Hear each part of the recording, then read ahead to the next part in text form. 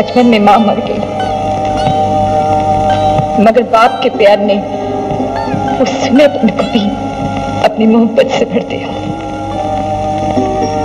हम कितने करीब हैं ये भी कभी जानने नहीं दिया। मैं बहुत खुश थी अपने आप में, पिताजी के प्यार में, मनीष के आघात प्रेम में। पिताजी को मालूम था, वो आशीर्वाद भी दे चुके थे, मगर ठीक उन्हीं दिनों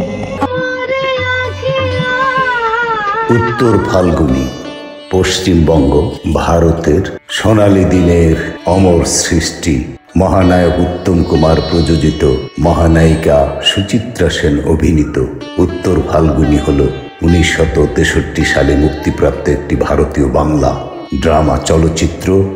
এই ছবিটি পরিচালনা করেন অসিত সেন এবং প্রযোজনা করেন মহানায়ক উত্তম কুমার। ছবিটিতে মুখ্য ভূমিকায় অভিনয় করেন সুচিত্রা সেন, দ্বৈত চরিত্রে বিকাশ রায় ও দিলীপ মুখোপাধ্যায়। এই দুর্বিষহ জীবন বয়ে বেড়ানো সে তো সুকন্যার জন্য। অনেক টাকা রোজগার করতে হবে যাতে সুকন্যার কোনো অভাব কষ্ট না হয়, ভবিষ্যতে অসুবিধায় না পড়ে।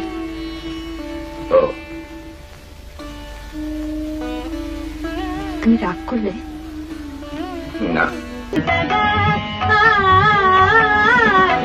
11তম জাতীয় চলচ্চিত্র পুরস্কার অনুষ্ঠানে এই ছবিটি শ্রেষ্ঠ বাংলা চলচ্চিত্র বিভাগে শ্রেষ্ঠ চলচ্চিত্রের পুরস্কার অর্জন করেছিল।